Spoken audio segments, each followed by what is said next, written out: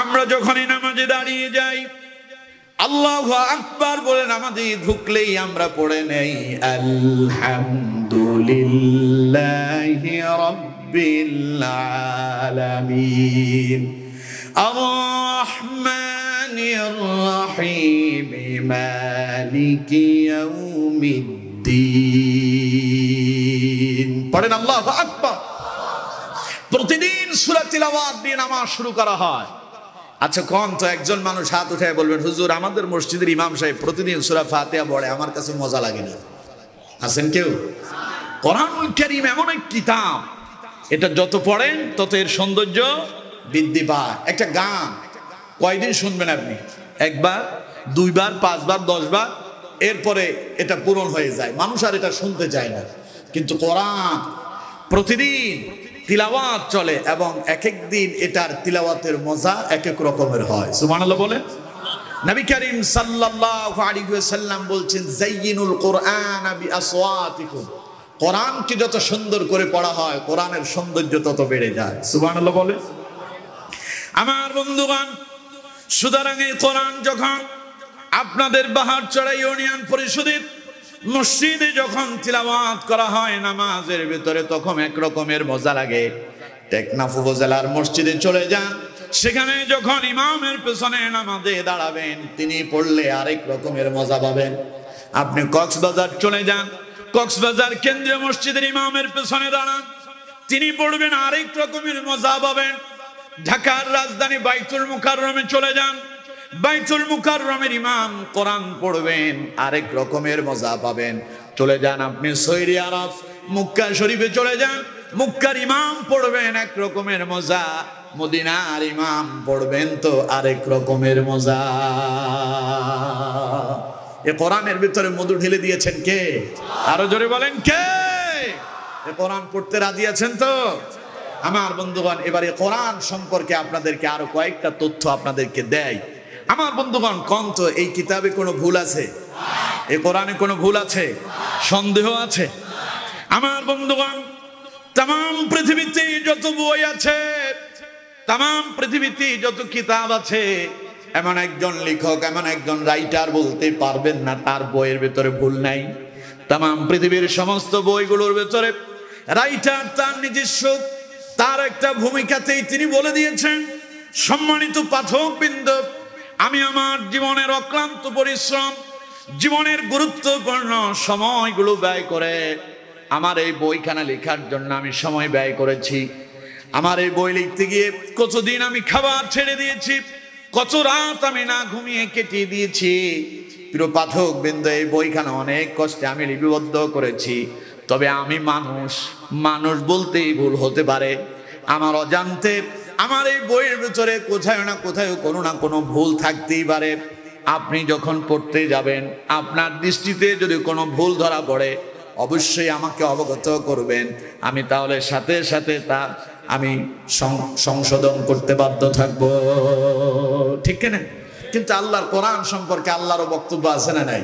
জোরে বলেন আছে না নাই? পৃথিবীর কোন লেখক বলতে পারবে না আমার বই ভুল নাই, কিন্তু আল্লাহ তার কিতাব সম্পর্কে বলছে আলিফ লাম মিম যালিকাল কিতাবু লা রাইবা ফীহি হুদাল লিল মুত্তাকিন। পড়েন আল্লাহু আকবার। এত আস্তে বললেন, রাগ করছেন আপনারা? তা আল্লাহু আকবার জোরে হবে না আস্তে হবে? কথা কয় না, জোরে না আস্তে? কত জোর আছে দেখি, চিল্লায় বলেন তো দেখি আল্লাহু আকবার। খুশি হয়েছেন কে? অসন্তুষ্ট কেডা? কথা কয় না, অসন্তুষ্ট কেডা? শয়তান আবার দুই জাতের আছে। কয় জাতের?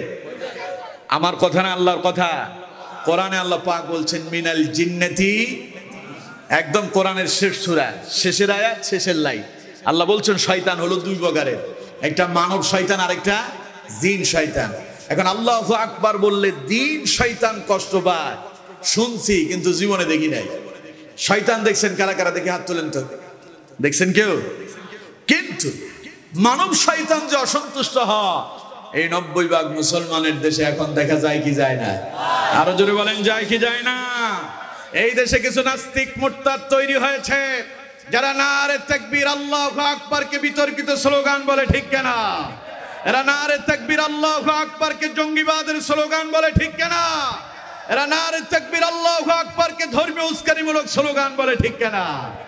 আমরা বলছি যারা এগুলো বলো, আমরা তোমাদের ভাবসাব খুব ভালো বুঝি। তোমরা চাও না যে এই দেশে নারে তাকবীর আল্লাহু আকবার প্রতিষ্ঠিত হোক, ঠিক কিনা? কিন্তু তোমরা মনে রেখো, এটা 90% মুসলমানের দেশ, এটা ওলি আল্লাহর দেশ, এটা শাহজালালের দেশ, এটা শাহপরানের দেশ, এটা খানজাহানির বাংলাদেশ। এই দেশে নারে তাকবীর চলছে, কিয়ামত অবধি চলবে। বন্ধ করার ক্ষমতা কারো নাই, কারো নাই, কারো নাই, ঠিক কিনা? যারা বন্ধ করতে চায় তারাই বন্ধ হয়ে যাবে। ধরে বলেন ঠিক কিনা? এই নারে তাকবীরকে বন্ধ করতে চেয়েছিল ফেরাউন, পেরেছিল? নারে তাকবীরকে বন্ধ করতে চেয়েছিল নমরুদ, পেরেছে?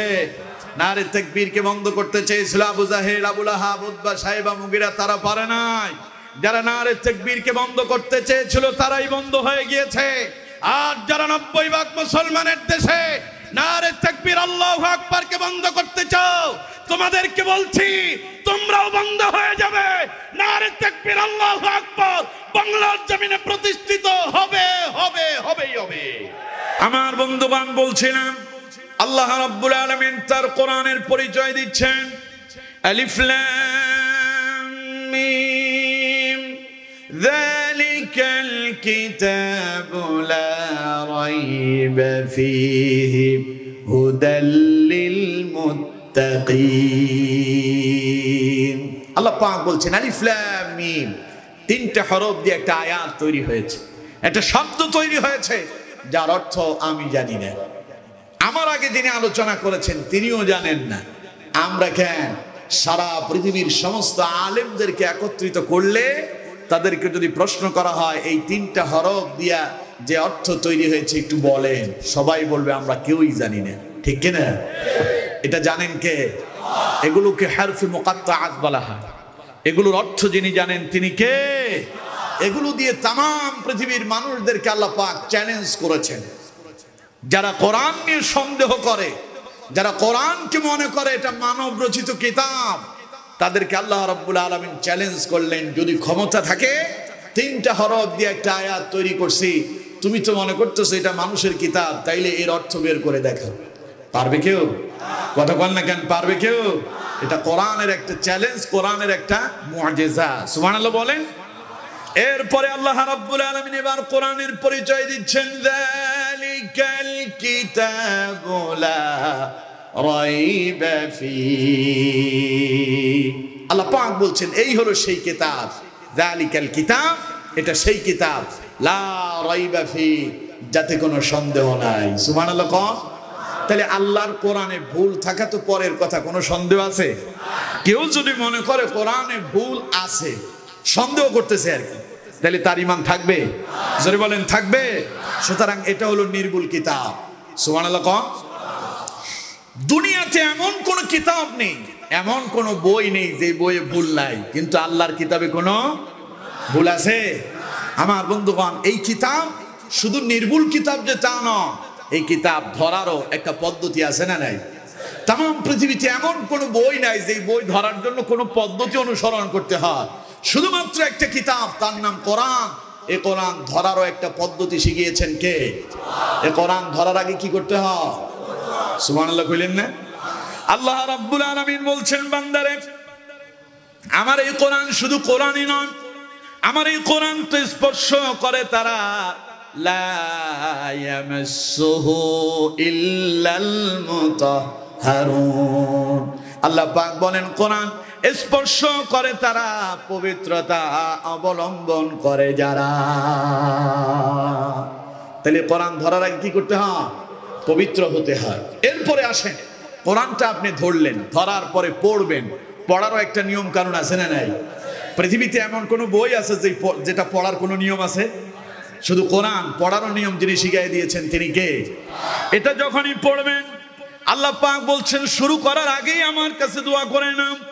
দোয়াটা হলো এই কথা বলে নাও, আউযু বিল্লাহি মিনাশ শাইতানির রাজীম।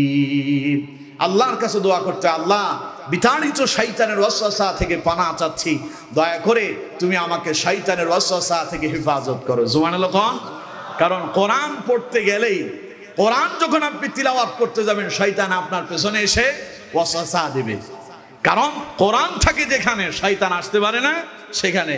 এজন্য কোরআন যাতে করে মানুষের ভেতরে ঢুকতে না পারে, এজন্য শয়তান মাঝে মধ্যে এসে মানুষের পেছনে কুমন্ত্রণা দেয়, ঠিক কিনা?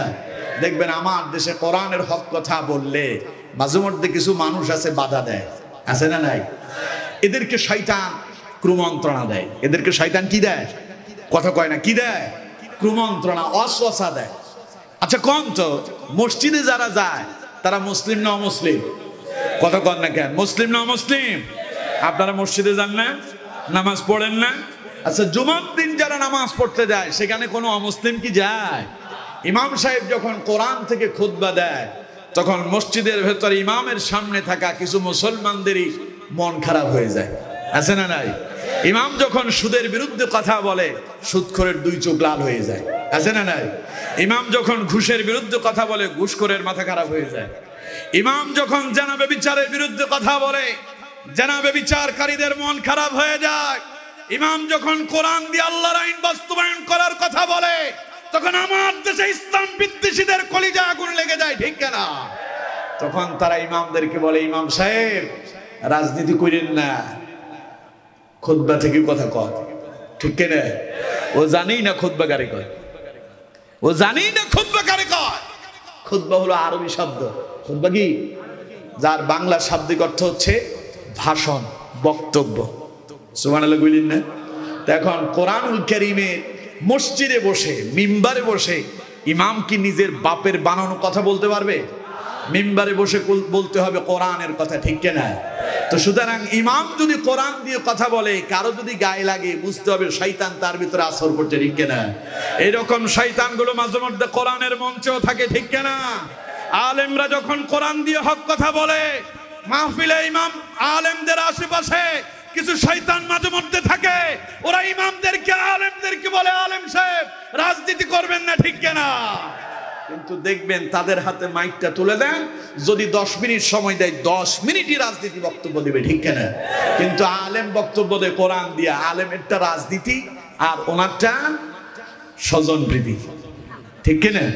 উনি করলে জায়েজ আর আলেম করলে না জায়েজ। ওনার জন্য রাজনীতি হালাল, আলেমের জন্য হারাম। ওনার জন্য রাজনীতি আরাম আর আলেমের জন্য রাজনীতি হারাম। কে এত খারাপ লাগে কেন? শুধু রাজনীতি আপনারাই করতে পারবেন, আপনার রাজনীতি করার অধিকার আছে, আলেমদের কি রাজনীতি করার অধিকার নাই? কিন্তু কোন আলেম কোরআনের মঞ্চে বসে রাজনৈতিক বক্তব্য দেয়? কথা কন না কেন? দেয়। আলেমরা কোরআনের মঞ্চে বসে কোথা থেকে কথা বলে? একজন আলেম দেখান, আল্লামা সাইদি, তিনি তো সারা জীবন একটা দলের সাথেই ছিলেন না? তিনি কি কোরআনের মাহফিলে বসে বলেছেন যে আমি জামাত ইসলাম করি, আমার মার্কায় আপনারা আমার অমুক মার্কায় ভোট দিবেন? বলছে কেউ? সাইদি সাহেব বলছে। তার মানে এর দ্বারা প্রমাণিত হয় আলেমরা কোরআনের মঞ্চে বসে রাজনীতি বক্তব্য দেয় না, ঠিক কিনা? আলেমেরা কোরআনের মঞ্চে বসে কোরআনের বক্তব্য দেয়, ঠিক কিনা? তারা মানুষদেরকে আল্লাহর দিকে ডাকে, মানুষদেরকে জান্নাতের দিকে ডাকে, মানুষদেরকে ইসলামের দিকে ডাকে। কিন্তু কিছু বাতিল নাস্তিক মুরতাদদের কলিজায় তখন আগুন ধরে যায়, আলেমদেরকে কোরআনের কথা বলতে তারা বাধা দেয়, ঠিক কিনা? আমরা বলছি যত বাধা দাও, ইসলাম দমিয়ে দেওয়া যাবে না। কতক্ষণ না কেন? ইসলাম দমিয়ে দেওয়া যাবে না। তোমাদের বাধা যত বেড়েছে বাংলাদেশে কোরআনের মাহফিল তত বেড়েছে, ঠিক কিনা? তোমরা যত আলেমদের কণ্ঠরোধ করতে চেয়েছো তত আলেমের জন্ম বাংলাদেশে বেড়েছে, ঠিক কিনা? একজন সাইদি নাই হাজারো সাইদি তৈরি হয়েছে, ঠিক কিনা? একজন আজহারি নাই হাজারো আজহারি তৈরি হয়েছে, ঠিক কিনা? সুতরাং এটা ওলি আল্লাহর দেশ, এই দেশে কোরআন আছে, এই দেশে কোরআন ছিল, এই দেশে কোরআনই থাকবে, ঠিক কিনা? তুমি থাকবা না, তোমার পরিবর্তন হতে পারে, তুমি একদিন নাও থাকতে পারো, তোমার নাম নিশানাও নাও থাকতে পারে, পৃথিবীতে আজ আছো কাল তুমি হারিয়ে যেতে পারো।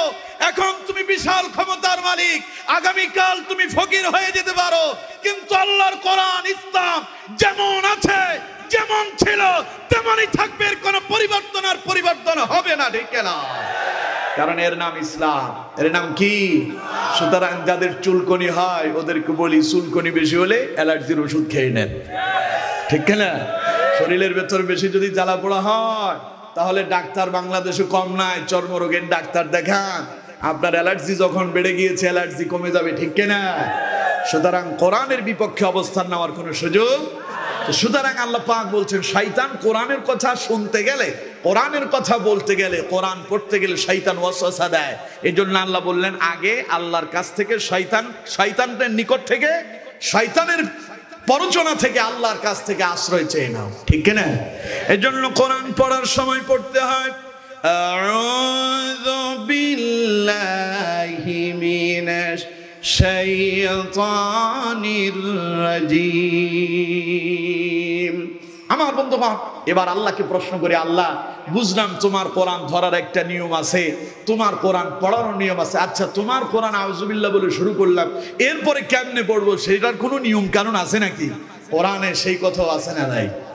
আল্লাহ রাব্বুল আলামিন বলছেন বান্দারে, দুনিয়ার কোন বই পড়ার জন্য স্পেশাল কোন নিয়ম কানুন নাই, কিন্তু কোরআন পড়ার নিয়ম পদ্ধতি আল্লাহ শিখিয়ে দিলেন। আল্লাহ পাক বলছেন ওয়ারাতিলিল কুরআনা তারতিলা। তুমি যখন কোরআন পড়বে এই কোরআন বিশুদ্ধতার সঙ্গে তিলাওয়াত করবে, কারণ কোরআন বিশুদ্ধতার সঙ্গে তিলাওয়াত করলে সওয়াব মিলবে, আর কোরআন যদি অশুদ্ধভাবে তিলাওয়াত করেন পাল্টা গুনাহ হয়ে যাবে, ঠিক না? আমার বন্ধুগণ, এবার আসুন আল্লাহকে প্রশ্ন করি, আল্লাহ তোমার কোরআন পড়ার নিয়ম পেলাম, ধরার নিয়ম পেলাম, তোমার কোরআন শোনার কোনো নিয়ম আছে নাকি? কোরআনুল কারীমে আল্লাহ রাব্বুল আলামিন সেই কথাও জানিয়ে দিয়েছেন। কোরআন কেমনে শুনবেন?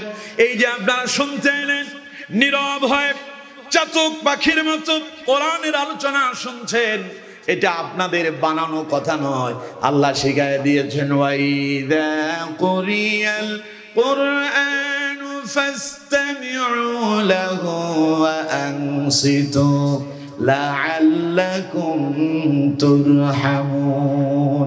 আল্লাহ রাব্বুল আলামিন বলছেন, ও পৃথিবীর মানুষেরা, তোমাদের সামনে যখন আমার কোরআন থেকে তিলাওয়াত করা হয়, আমার কোরআন থেকে আলোকপাত করা হয়, আমার বান্দারা, তখন তোমাদের দায়িত্ব হলো ফাসতামিউ লাহু, তোমরা চুপ হয়ে যাও, দুটো কান খাড়া করে দাও, হৃদয় দিয়া, মন দিয়া, ভালোবাসাকে উজাড় করে দিয়া আমার কোরআনুল কারীমের আলোচনা শ্রবণ করো, কোরআনের তিলাওয়াত শ্রবণ করো। আমরা আল্লাহকে বলি, আল্লাহ আমরা যদি তোমার কোরআন মন মস্তিষ্ক দিয়া, হৃদয় আর ভালোবাসা দিয়া যদি চুপ করে যদি তোমার কোরআনের আলোচনা শুনি, আমাদের লাভ কি হবে? আল্লাহ পাক বলছেন ওয়া আনসিতু লাআল্লাকুম তুরহামুন। পড়েন আল্লাহু আকবার। আপনারা যে আল্লাহু আকবার কইলেন, আসতে হইছে না জোরে হইছে? তো ভুলে গেছেন আপনারা? আল্লাহু আকবার আসতে না জোরে? তো একটু জোরে সরে মুহাব্বতের সাথে বলেন আল্লাহু আকবার। আল্লাহ রাব্বুল আলামিন বলছেন বান্দারে ওয়া আনসিতু, যদি কোরআনটারে মনোযোগ দিয়ে যদি শ্রবণ করো তাহলে তোমাদের রবের কাছে আশা করো লাআল্লাকুম তুরহামুন। আল্লাহ রাব্বুল আলামিন আকাশ থেকে তোমাদের উপরে রহমত, বরকত, সাকিনা অবতীর্ণ করবেন। সুবহানাল্লাহ। আচ্ছা, এখন যে আপনারা এই যে চুপ করে কোরআনের আলোচনা শুনতেছেন, শান্তি লাগতেছে না অশান্তি লাগতেছে? সবাই বলেন শান্তি না অশান্তি? যেই শান্তি আপনারা এখানে পাচ্ছেন একই শান্তি কি ঘরের ভেতরে এখন আছে? যেই শান্তি আপনারা এখানে পাচ্ছেন একই শান্তি কি চায়ের দোকানে আছে? যেই শান্তি আপনারা এখানে পাচ্ছেন একই শান্তি কি রাস্তাঘাটে আছে? কারণ কোরআন আছে যেখানে শান্তি আছে। আল্লাহ পাক বলছেন কোরআন যদি মনোযোগ দিয়ে শোনো, আমি আল্লাহ আসমান থেকে তোমাদের উপরে রহমত আর বরকত অবতীর্ণ করব। সুবহানাল্লাহ। এবার আমরা আল্লাহরই প্রশ্ন করি, আল্লাহ আচ্ছা তোমার কোরআন ধরার নিয়ম পেলাম, তোমার কোরআন শোনারও নিয়ম পেলাম, তোমার কোরআন তিলাওয়াতের পদ্ধতিও জানলাম, আচ্ছা আমরা যদি তিলাওয়াত করি আমাদের লাভ কি হবে? কোরআন তিলাওয়াতে লাভ আছে না নাই? জোরে বলেন আছে না নাই? নবী করিম সাল্লাল্লাহু আলাইহি ওয়াসাল্লাম বলছেন من قرأ حرفا من كتاب الله فله الحسنة والحسنات بعشر أمثالها لا أقول ألف لام ميم حرف ولكن ألف حرف ولام حرف وميم حرف পড়ুন আল্লাহু আকবার আরো জোরে বলেন আল্লাহু আকবার নবীজি বলছেন মান ক্বারা হারফান মিন কিতাবিল্লাহ কেউ যদি আল্লাহর কোরআন থেকে একটি মাত্র হরফ তিলাওয়াত করে ফালাহু হাসানা আল্লাহ পাক বলেন আমি আল্লাহ আমার ওই বান্দার আমলনামাতে একটা নেকি জমা করে দেয় রাসূলুল্লাহ বলেছেন ওয়াল হাসানাতু বিআশরি আমসালিহা ওই একটা নেকিকে আল্লাহ পাক গ্রেট মার্ক দিয়া 10 নেকিতে রূপান্তরিত করে দেন সুবহানাল্লাহ নবীজি বললেন লা আকওয়ালু আমি কথা বলি না আলিফ লাম মিম হারফুন আমি বলি না যে আলিফ লাম মিম একটি হরফ সবাই পড়েন আমার সঙ্গে আলিফ লাম মিম পড়ছেন সবাই না না সবাই পড়েন না সবাই একসাথে একযোগে আলিফ লাম মিম নবীজি বলেন কেউ যদি একবার পড়ে আলিফ লাম মিম আল্লাহ নবী বলেন আমি বলি ওয়ালাকিন আলিফ হারফুন ওয়া লাম হারফুন ওয়া মিম হারফুন আলিফ একটি হরফ লাম একটি হরফ মিম একটি হরফ কেউ যদি একবার পড়ে আলিফ লাম মিম এই যে আপনারা আমার সঙ্গে পড়লেন প্রত্যেকের আমলনামাতে রাসূলুল্লাহ বলেন আল্লাহ রাব্বুল আলামিন প্রত্যেক হরফের বিনিময়ে 10 করে 30টা নেকি জমা করে দিয়েছে সুতরাং কোরআন যদি বলেন কফ রা আলিফ নুন কোরআন এই কোরআন যদি বলেন 4টা হরফ একবার কোরআন বললে 40 নেকি সুবহানাল্লাহ কইলেন না পৃথিবীর এমন কোন বই আছে যে বইয়ের নাম নিলে সওয়াব আছে কি শুধু একটা কিতাব নাম নেবেন সওয়াব সুবহানাল্লাহ কোন কিতাব বললে সওয়াব কারণ কোরআনের এক নাম কি কিতাব কোরআনের এক নাম কি কিতাব কিতাব বললেও সওয়াব কোরআন বললেও সওয়াব সুবহানাল্লাহ কইলেন না আমার বন্ধুগণ শুধু তাই না এই কোরআন এমন এক কিতাব আল্লাহ রাব্বুল আলামিন বলছেন বান্দা এই কোরআন পড়লে সওয়াব এই কোরআন ধরলে সওয়াব এই কোরআনের জন্য বেঁচে থাকলে সওয়াব এই কোরআনের জন্য মরে গেলেও সওয়াব আছে না নাই সুতরাং কোরআন এমন কিতাব যা মানুষের জীবনকে আলোকিত করে দেয় সুবহানাল্লাহ এবার আমরা আল্লাহরে প্রশ্ন করি আল্লাহ তোমার কোরআন ধরার পদ্ধতি জানলাম পড়ার পদ্ধতি জানলাম তোমার কোরআন পড়লে কি লাভ তাও শুনলাম শুনলে কি লাভ তাও জানলাম আচ্ছা এই কোরআন তুমি কেন দিয়েছো প্রশ্ন আছে না তুমি যে এই কিতাব আমাদেরকে দিলা কেন দিলা এবার কোরআন থেকে শুনুন দেখুন আল্লাহ পাক কোরআন কেন দিয়েছেন আল্লাহ রাব্বুল আলামিন বলছেন সূরা ইব্রাহিমের শুরুতে আল্লাহ পাক জানিয়ে দিয়েছেন আলিফ লাম রা كتاب أنزلناه إليك لتخرج الناس من الظلمات إلى النور পড়েন আল্লাহু আকবার আল্লাহ পাক বলছেন নবী কিতাবুন আনজালনাহু ইলাইক এই কোরআন আমি আপনার উপরে এই জন্য অবতীর্ণ করলাম লিতুখরিজান নাসা মিনাজ যুলুমাতি ইলান নূর যাতে করে এই কোরআন দিয়ে আপনি মানুষদেরকে বুঝায়া অন্ধকারে ডুবে থাকা মানুষদেরকে আলোর পথে নিয়ে আসতে পারেন সুবহানাল্লাহ বলেন আচ্ছা তার মানে যে আল্লাহ যে বললেন লিতুখরিজান নাসা মিনাজ যুলুমাত অন্ধকারে ডুবে থাকা মানুষ তারা কারা নবী করিম সাল্লাল্লাহু আলাইহি ওয়াসাল্লাম তিনি যখন মক্কায় আগমন করলেন মক্কার অবস্থা তখন ভালো না খারাপ সবাই বলতে হবে ভালো না খারাপ মক্কার অবস্থা এত ভয়ানক ছিল তারা দুনিয়ার যত রাহাজানি মাস্তানি বদমাশি মানে এমন কোন খারাপ কাজ নাই যা তৎকালীন সময়ের মানুষ করতো না জুয়ার আসরে বসে জুয়া খেলতে গিয়ে নিজের আপন স্ত্রীকে বিক্রি করে দিত নাউজুবিল্লাহ কইলেন না নারীদের কোনো সম্মান আর ইজ্জতই ছিল না একজন নারীকে একাধিক লোকে ব্যবহার করেছে নাউযুবিল্লাহ নাউযুবিল্লাহ আমার বন্ধুগণ, আচ্ছা কোন তো আমাদেরকে কে সৃষ্টি করেছেন? আরো জোরে বলেন কে? আচ্ছা আল্লাহ যে আমাদেরকে সৃষ্টি করলেন কোনো উদ্দেশ্য আছে না নাই? জোরে বলতে হবে, আছে না নাই? আল্লাহ রাব্বুল আলামিন বলছেন, বান্দারে তোমাদেরকে আমি সৃষ্টি করলাম এই জন্য, ওয়ামা খালাকাতুল জিন্না ওয়াল ইনসা ইল্লা লিয়াবুদুন। আল্লাহ পাক বলছেন, আমি মানুষ এবং জিনদেরকে তৈরি করেছি এই জন্য তামাম পৃথিবীর সমস্ত মানব দানব কেবলমাত্র শুধুমাত্র একজনের ইবাদত করবেন, তিনি কে?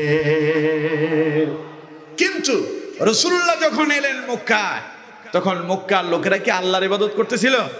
কথা কয় না, আল্লাহর ইবাদত করতেছিল?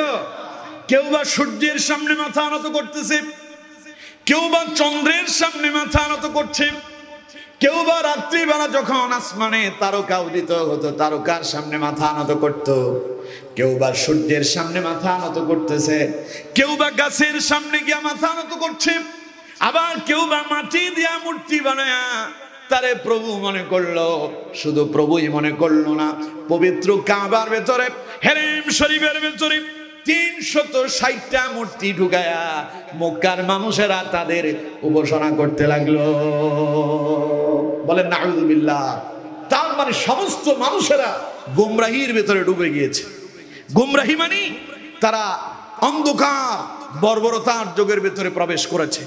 আমার বন্ধুগণ, এখন যারা আল্লাহর গোলামি বাদ দিয়ে শয়তানের গোলামি করতেছে, তাগুতের অনুসরণ করতেছে, মানুষের তৈরিকৃত মতবাদের অনুসরণ করলো, মূর্তির সামনে মাথা নত করলো, এরা কি জান্নাতে যাবে না জাহান্নামে যাবে? জাহান্নাম কি আলোকিত না অন্ধকার? সবাই বলেন, জাহান্নাম আলোকিত না অন্ধকার? তার মানে এরা সবাই অন্ধকারে ডুবে গিয়েছে। আল্লাহ বললেন, নবী, এই অন্ধকারে ডুবে থাকা এই পথহারা মানুষগুলোকে সঠিক পথের দিশা দেওয়ার জন্য আমি আল্লাহ কোরআন আপনার উপর অবতীর্ণ করলাম। সুবহানাল্লাহ। আমার বন্ধুগণ, এবার রাসূলুল্লাহ কোরআন দিয়ে দাওয়াত শুরু করলেন।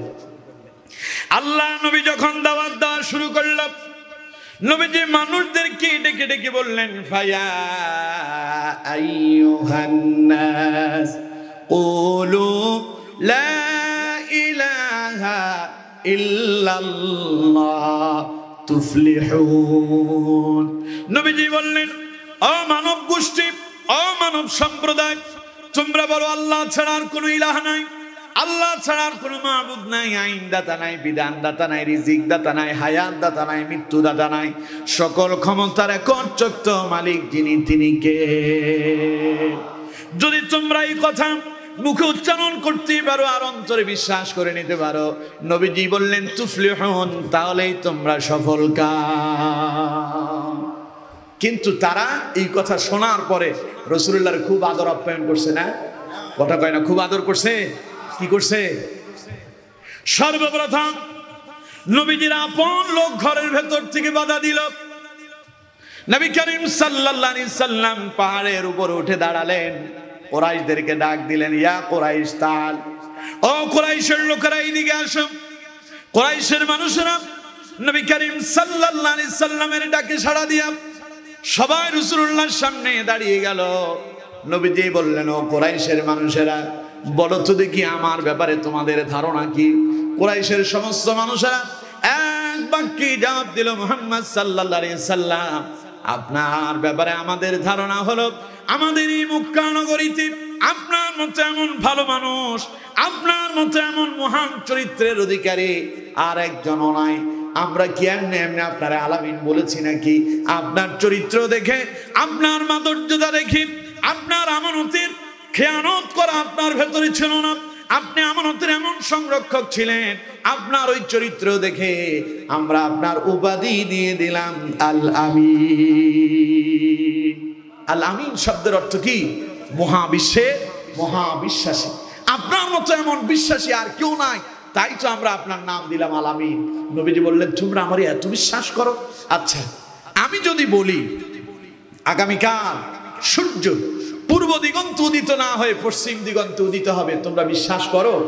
কাফেররা বলল, মুহাম্মদ, তুমি যদি বলো আগামীকাল সূর্য পশ্চিম দিগন্তে উদিত হবে, যতক্ষণ উদিত না হচ্ছে ততক্ষণ আমরা মেনে নিলাম আগামীকাল সূর্য পশ্চিম দিগন্তে উদিত হবে। আল্লাহু আকবার। কিন্তু আমার বন্ধুগণ, রাসূলুল্লাহ যখন একটু পরেই বললেন, তোমরা আমারে এত ভালোবাসো, এত মোহাব্বত করো, এত পছন্দ করো, বিশ্বাস করো আমিও তোমাদেরকে কম ভালোবাসি না, আমিও তোমাদেরকে কম মোহাব্বত করি না। তোমরা কি জানো, তোমরা যেই লাত মানাত উজ্জার সামনে উপাসনা করতেছো, তোমরা জাহান্নামের দিকে চলে যাচ্ছ। তোমরা আসো, এক আল্লাহর গোলামি করো। তোমরা পড়ো লা ইলাহা ইল্লাল্লাহু মুহাম্মাদুর রাসূলুল্লাহ। তোমরা বলো আল্লাহ ছাড়া আর কোনো মাবুদ নাই, আল্লাহ ছাড়া আর কোনো ইলাহ নাই, আর মুহাম্মদ সাল্লাল্লাহু আলাইহি সাল্লাম আল্লাহর প্রেরিত বান্দা এবং রাসূল। এই কথা বলার পরে কেউ কথা বলল না। রাসূলুল্লাহর খুব কাছের মানুষ, আপন মানুষ, ঘরের মানুষ, রাসূলুল্লাহর চাচা, নাম আবুল আহাব। নাম কি? আবুল আহাব। আবুল আহাব বলতেছে, মুহাম্মদ আল্লাহ কি পাগল হয়েছে যে তোমার মতো একজন মানুষের নবী বানায় দিল? নাউজুবিল্লাহ কইলেন না? আল্লাহ কি আর মানুষ দেখলো না, তোমার নবী হিসেবে নির্বাচিত করল? আবুল আহাব রাসূলুল্লাহর দিকে আঙ্গুল উঁচু করল, জমিন থেকে একটা পাথর নিল, রাসূলুল্লাহর দিকে লক্ষ্য করলো। নবীজি কি পাথর দিয়ে আঘাত করবেন, নবীজিকে গালি দিলেন আর বললেন, মুহাম্মদ তুমি ধ্বংস হয়ে যাও। বলেন নাউজুবিল্লাহ। আচ্ছা কোন তো রাসূলুল্লাহরে গালি দিয়েছে, রাসূলুল্লাহ কি পাল্টা গালি দিয়েছে? কথা কয় না, রাসূলুল্লাহ পাল্টা গালি দিয়েছেন? রাসূলুল্লাহ চুপ করে আছেন, কোনো কথা বলেন নাই। কিন্তু নবী যদিও প্রতিবাদ করেন নাই, নবীর একজন বন্ধু আছেন, তিনি কে? জোরে বলেন কে? আল্লাহ তার রাসূলকে বলছেন হাবিবুল্লাহ, নবী আপনি আমার বন্ধু, আপনারে আমি বন্ধু বানাইছি। সুবহানাল্লাহ বললেন না? দুই বন্ধু একসাথে আপনাদের এই রাস্তা দিয়ে কক্সবাজার যাচ্ছে, যাওয়ার পথে প্রতিমধ্যে সেই যখন ইনানি বীচ পার হলো, ইনানি বীচ যখন অতিক্রম করলো, এমন সময় আরেক বন্ধুকে পথে ঘাটে কিছু পোলাপান ধইরা তারে গাল মন্দ কইরা তারে দুই চারটা লাগাই দিছে। পাশের বন্ধু দাঁড়ায় দাঁড়ায় দৃশ্য দেখে, কথা কয় না, দৃশ্য দেখে কি করে? প্রতিবাদ, পাল্টা সেও চেষ্টা করে দুই চারটা দিয়ে ওদেরকে প্রতিহত করার জন্য। এখন রাসূলুল্লাহরে গালি দেয়, রাসূলুল্লাহর পক্ষে তো তখন কেউ নাই, নবীজি একা। নবীজি কি একা? রাসূলুল্লাহ বলছেন ওয়ানা আউয়ালুল মুসলিমিন, আমি প্রথম মুসলমান। সুবহানাল্লাহ। আল্লাহ নবী কোনো প্রতিবাদ করলেন না। আল্লাহ রাব্বুল আলামিন বন্ধুর ভূমিকা পালন করলেন। নবীজি চুপ করে আছেন, আল্লাহ পাক নিজেই জবাব দিলেন, ওরে আবুল আহাব তুই আমার রাসূলের গালি দিলি, আমার হাবিবকে গালি দিলি, আমি আল্লাহ রাব্বুল আলামিন পাল্টা তোর গালির জবাব দিয়ে দিলাম। তাব্বাত ইয়াদা আবি লাহাব ওয়া তাব মা আগনা আনহু মালুহু ওয়া মা কাসাব সায়াসলা নারান যাতা লাহাবিন ওয়া ইমরাআতুহু হাম্মালাতাল হাতাব في جيدها حبل من مسد। পড়েন আল্লাহু আকবার। আল্লাহ পাক বললেন, ওরে আবুল আহাব তাব্বাত ইয়াদা আবি লাহাব ওয়া তাব, তুই আমার নবীরে গালি দিলি, আমার নবীকে অভিশাপ দিলি, আমি আল্লাহ তোর অভিশাপ দিলাম। আমার নবী ধ্বংস হবে না, বরং আবুল আহাব তুই চিরতরে ধ্বংসপ্রাপ্ত হয়ে গেলি। মা আগনা আনহু মালুহু ওয়া মা কাসাব, যে আমার নবীর বিরুদ্ধে আঙ্গুল উঁচু করেছিস, তোর ওই হাত ধ্বংস হয়ে গেল, তোর সম্পদ তোর কোনো কাজে আসবে না। সায়াসলা নারান যাতা লাহাবিন ওয়া ইমরাআতু, তুই এবং তোর স্ত্রী তোরা দুইজন জাহান্নামের লাকড়ি হবে। বলেন আল্লাহু আকবার। আরো জোরে বলেন আল্লাহু আকবার। সে আবুল আহাবের গোষ্ঠীরা এখনো আছে না নাই? জোরে বলেন আছে না নাই? সে আবু জাহেলের গোষ্ঠীরা এখনো আছে না নাই? যারা রাসূলুল্লাহকে তখন বাধা দিয়েছিল, এখন আবুল আহাবের গোষ্ঠীরা আলেমদেরকে কোরআনের কথা বলতে, ইসলামের কথা বলতে বাধা দেয়, ঠিক না? আমার বন্ধুগণ, আবুল আহাবের গোষ্ঠীরা রাসূলুল্লাহর দমায় দিতে পারে নাই। পেরেছিল? কথা বল না কেন? পেরেছিল? আজও যারা ইসলামকে দমিয়ে দিতে চায় তারাও পারবে না ইনশাআল্লাহ। জোরে বলেন ইনশাআল্লাহ। আমার বন্ধুগণ, এইভাবে ঘর থেকে প্রতিবাদ শুরু হয়ে গেল। রাসূলুল্লাহর বিরুদ্ধে বিভিন্ন ধরনের অভিযোগ তুলতে লাগলো তারা। যেই নবীকে তারা আলামিন বলল, সেই নবীরেই তারা পাগল বলে গালি দিল। যেই নবীকে তারা আলামিন বলল, সেই নবীকেই তারা মন্দ কথা বলল। শুধু মন্দ কথাই বলে নাই, সেই নবীকে তারা শিহাবে আবু তালেবের ভিতরে 1-2 দিন নয়, 1-2 মাস নয়, 3 বছর পর্যন্ত জেলখানায় বন্দী করে রেখেছিল।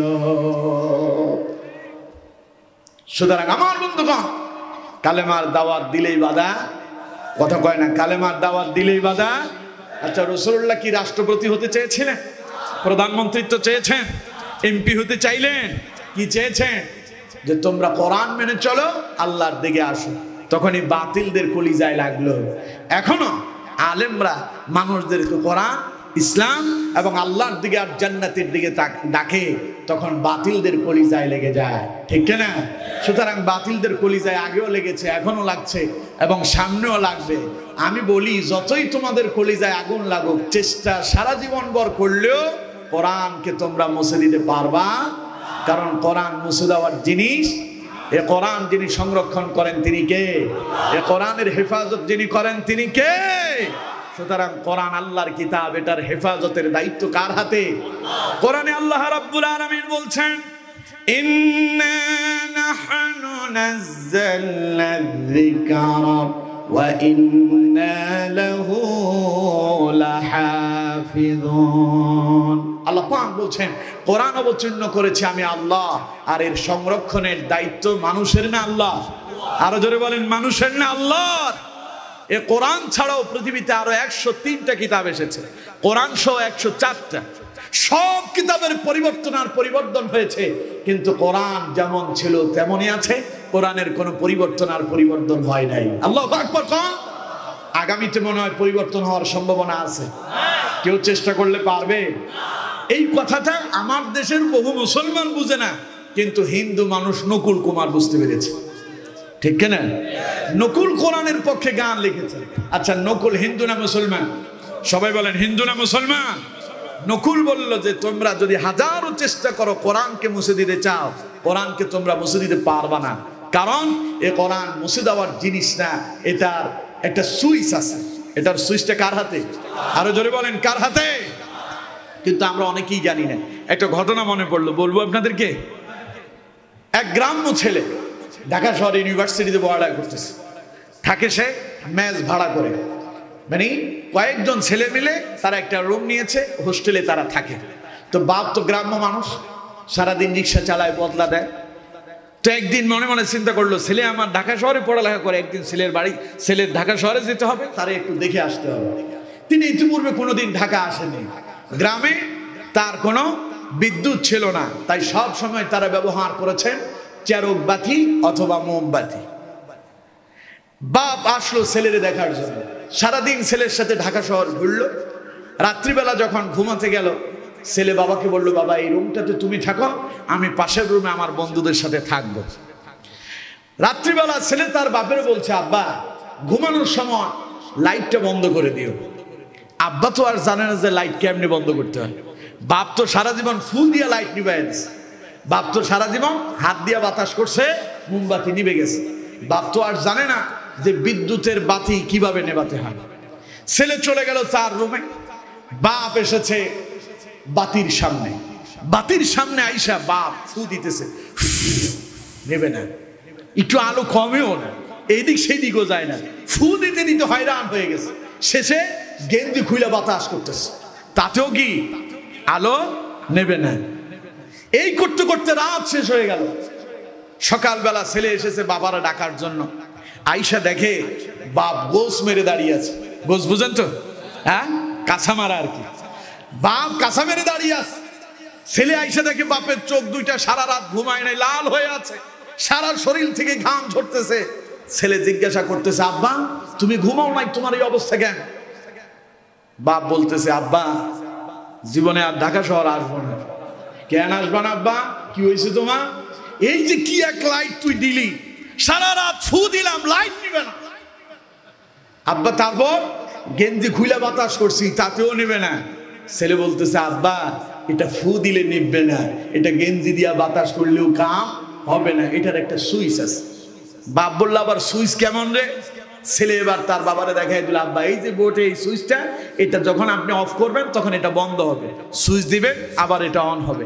বাপ বললো যে খুব দারুণ, আমি তো জানি না। আমার বন্ধুগণ, এখন আমার দেশে যারা কোরআনের আলো নিভাই দিতে চায়, ওরা জানে না এটা ফু দিলে যে নেবে না, ঠিক কিনা? ওদের ফু দিতে দিতে শরীরের ঘাম ঝরে পড়বে, ওরা হয়রান হয়ে যাবে, ওরা কোরআনের আলো নিভাতে পারবে না। এটা পারা সম্ভব নয়, কারণ কোরআনের আলো যিনি সংরক্ষণ করেন, এর সুইচ কার হাতে? জোরে বলেন, কার হাতে? সুতরাং এটারে ফু দিয়া নিভায় দেওয়া যাবে। এখন ওরা ফু দিয়ে কোরআনের আলো নিভায় দেওয়ার জন্য আল্লাহ পাক বলছেন, ইউরিদুন লিইউতফিউ নূরাল্লাহি বিআফওয়াহিহিম ওয়াল্লাহু মুতিম্মু নূরিহি ওয়ালাউ কারিহাল কাফিরুন। আল্লাহ পাক বলছেন, কাফেরেরা এই কোরআনকে ফু দিয়া নিভাই দিতে চায়, ওরা তো জানে না এটা ফু দিয়া নিভাই দেওয়ার জিনিস না, কারণ এটাকে যিনি সংরক্ষণ করেন, যিনি হেফাজত করেন, তিনি কে? আরো জোরে বলেন, কে? তো দুঃখ করে বলি, আমার দেশের বহু মুসলমান বুঝলো না, কিন্তু নকুল কুমারের মতো হিন্দু মানুষটা বুঝলো। কোরআনকে মাঝে মধ্যে অপমান করা হয়, ডাস্টবিনে নিক্ষেপ করা হচ্ছে, কোরআনকে জ্বালিয়ে দেওয়া হচ্ছে, কোরআনকে পুড়িয়ে দেওয়া হচ্ছে, উদ্দেশ্য কোরআন মুছে দেওয়া হবে। আসলে কি তারা পারবে? জোরে বলেন, পারবে? নকুল তাদের বিরুদ্ধে একটা গান লিখেছে, বলবো কি? শুনবেন আপনারা? মন খালিতে বলতে চেয়েছিলাম, মাইক ভালো ছিল না তাই বলতে পারিনি। হ্যাঁ, আজকে শুনবেন আপনারা? আজকের মাইক ঠিক আছে আলহামদুলিল্লাহ। কন, আমি কমিটিকে বলছি মাইক ঠিক রাখতে হবে, নাইলে কথা বলা যাবে। আলহামদুলিল্লাহ, কন আলহামদুলিল্লাহ। নকুল কোরআনের পক্ষে গান লিখলো, যদি আগুনে লেগে ধ্বংস হয়ে যায়, যায় ধ্বংস হয়ে যায়, যদি আগুনে লেগে ধ্বংস হয় পৃথিবীর সব বইয়ের দোকান, তবু বিশ্ব থেকে হারাবে না পবিত্র কোরআন, তবু বিশ্ব থেকে হারাবে না পবিত্র কোরআন। নকল বলছে, করবে কেমন করে কোরআন ধ্বংস? আগুনের তেজ আছে বিশ্ব ভরা লক্ষ লক্ষ কোরআনে হাফেজ। করবে কেমন করে কোরআন ধ্বংস? আগুনের তেজ আছে বিশ্ব ভরা অগণিত কোরআনে হাফেজ। তারা সাফি আবার আসমানি গ্রন্থ, তারা সাফি আসমানি গ্রন্থ বাঁচাবে ইসলামের মান, তাই বিশ্ব থেকে হারাবে না পবিত্র কোরআন, তাই বিশ্ব থেকে হারাবে না পবিত্র কোরআন। আল্লাহু আকবার। নকুল বলছে, আপনারা দেখবেন মাঝে মধ্যে বিভিন্ন জায়গায় আগুন লেগে যায়, ঘর বাড়ি জ্বলে ছাই হয়ে যায়।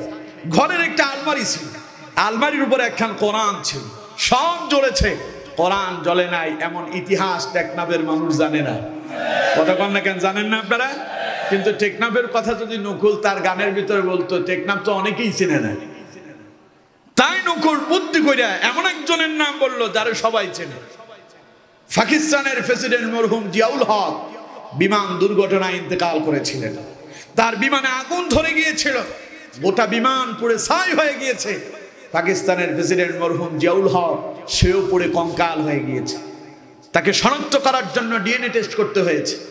যেই মানুষটাকে ডিএনএ টেস্ট করার পরে মিলল যে এই লোকটাই পাকিস্তানের প্রেসিডেন্ট মরহুম জিয়াউল হক, ওই লোকটার বুক পকেটে ছোট্ট একখান কোরআন ছিল, সেই পুড়েছে, বিমান পুড়েছে, তার পোশাক পুড়েছে, কিন্তু আল্লাহর কোরআন পুড়ে নাই।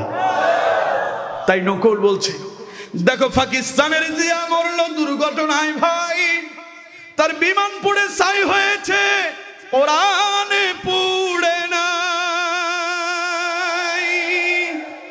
দেখো পাকিস্তানের জিয়া মরল দুর্ঘটনায় ভাই, তার বিমান পুড়ে ছাই হয়েছে, কোরআনে পুড়ে নাই। কোরআনে যেমন ছিল তেমন আছে, যেমন ছিল তেমন আছে, একটি সূরাও হয়নি ম্লান। তাই বিশ্ব থেকে হারাবে না পবিত্র কোরআন, তাই বিশ্ব থেকে হারাবে না পবিত্র কোরআন। আল্লাহু আকবার। এরপরে কোরআনের বিরুদ্ধে কত মামলা মোকদ্দমা। গত 2 বছর আগে আমাদের পার্শ্ববর্তী রাষ্ট্র ভারতে কোরআনুল কারীমের কয়েকটি আয়াতকে নিষিদ্ধ করার জন্য পার্লামেন্টে একটা রিট দাখিল করা হয়েছে। স্মরণ আছে আপনাদের? বাংলাদেশ থেকে আমরা প্রতিবাদ করেছি। নকুল তাদেরকে বলছে, দেখো কোরআন নিয়ে কত লোকে করলো আদালতে কেস, লিখলো সালমান রুশদি বিদ্বেষপূর্ণ শয়তানিক ভার্সে, তবু আল কোরআনের নূরের বাতি, তবু আল কোরআনের নূরের বাতি সারা বিশ্বে দীপ্তিমান।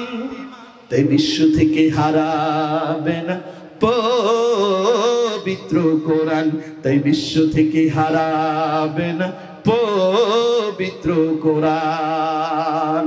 আল্লাহু আকবার। নকুল বলল, যারা এরপরেও কোরআনকে নিভায়ে দিতে চাও, এরপরেও যারা কোরআনের বিরুদ্ধে অবস্থান নিতে চাও, তাদেরকে বলছি, যারা কোরআন ধ্বংস করতে চায় জানে না তারা ওই গ্রন্থের প্রতি পাতা ফেরেশতারা সদা দিচ্ছে পাহারা। যারা কোরআন ধ্বংস করতে চায় জানে না তারা ওই গ্রন্থের প্রতি পাতা ফেরেশতারা সদা দিচ্ছে পাহারা।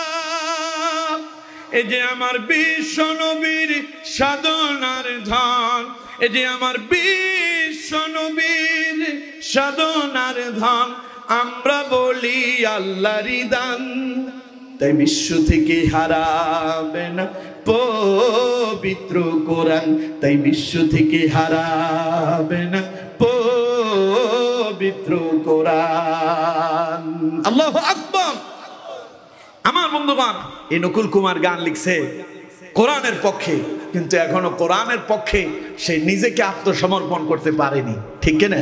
এখনো মুসলমান হয়নি। নকুলের জন্য দোয়া করি, আল্লাহ তুমি আমাদের এই নকুলকে কোরআনের জন্য, ইসলামের জন্য কবুল করো, আমরা বলি আমিন।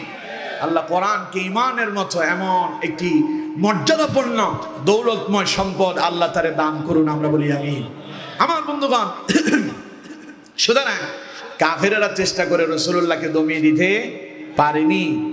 রাসূল জিরো থেকে শুরু করলেন, জিরো থেকে শুরু করে রাসূল হিরো হয়েছে, ঠিক কিনা? রাসূল হয়েছেন মক্কার প্রেসিডেন্ট, রাসূল হয়েছেন মদিনার প্রেসিডেন্ট। আর রাসূলকে আল্লাহ বলছেন, আপনি শুধু মক্কার মদিনার প্রেসিডেন্ট নন, আপনি হচ্ছেন তামাম পৃথিবীর প্রেসিডেন্ট। সুবহানাল্লাহ। আল্লাহ রাব্বুল আলামিন বলছেন, কুল ইয়া আইয়ুহান নাসু ইন্নী রাসূলুল্লাহি ইলাইকুম জামিআ। ও নবী, আমি শুধুই আপনাকে কোন গোত্রের জন্য নবী করি নাই, কোন সম্প্রদায়ের জন্য শুধু নবী করি নাই, তামাম পৃথিবীর জন্য আমি আল্লাহ আপনারে নবী বানায় পাঠাইছি। তিনি সমস্ত নবীদের নবী, তিনি সাইয়্যিদুল মুরসালিন, তিনি ইমামুল মুরসালিন, তিনি খাতামুন নবিয়্যিন, তিনি হলেন নবী আরবি, বিশ্ব নবী, বিশ্ব মানবতার নবী হযরতে মুহাম্মদুর রাসূলুল্লাহ। চিল্লায়ে পড়েন সাল্লাল্লাহু আলাইহি ওয়াসাল্লাম, পড়েন আল্লাহু আকবার। এখন আমার নবী যখন দাওয়াত দেওয়া শুরু করলো, তারা বাধা দিল, কিন্তু রাসূলুল্লাহ মক্কা মদিনার প্রেসিডেন্ট হয়ে গেলেন। তামাম পৃথিবী একসাথে রাসূলুল্লাহর কথায় এখন চলে কি চলে না? জোরে বলেন, চলে কি চলে না? আমার বন্ধুগণ, সুতরাং আল্লাহ পাক বলছেন, নবী কিতাব দিয়েছি মানুষদেরকে কোরআন দিয়া বুঝায়া বুঝায়া অন্ধকারে ডুবে থাকা মানুষদেরকে আলোর দিকে নিয়ে আসার জন্য। যেই মানুষগুলো রাসূলুল্লাহর প্রথমে বাধা দিল, তাদের ভেতর থেকে 2-1 জন আস্তে আস্তে আস্তে আস্তে কালিমা পড়ে মুসলমান হওয়া শুরু হয়ে গেল। সুবহানাল্লাহ। নবীজি দাওয়াত দিলেন,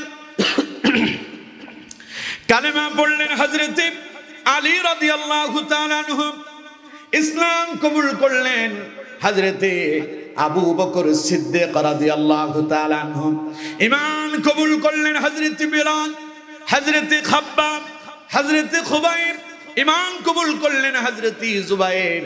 এইভাবে সাহাবায়ে কেরাম যখন ঈমান কবুল করা শুরু করলো, কাফেরদের মাথা খারাপ হয়ে গেল, কাফেরেরা দারুণ চিন্তায় পড়ে গেল। আমরা মনে করেছিলাম মুহাম্মদকে দমিয়ে দেব, মুহাম্মদকে থামিয়ে দেব, কিন্তু আমাদের চিন্তা চেতনা ভুল হয়েছে। মুহাম্মদ যেইভাবে কোরআনের দাওয়াত দেওয়া শুরু করলো, লোকেরা যেইভাবে তার কাছে এসে কালিমা পড়ে মুসলমান হওয়া শুরু হয়েছে, এইভাবে যদি চলতে থাকে আগামী কিছুদিন পরে আমাদের ধর্মের লোকেরা ইসলাম গ্রহণ করবে, পরে আমাদের ধর্মটা শূন্য হয়ে যাবে।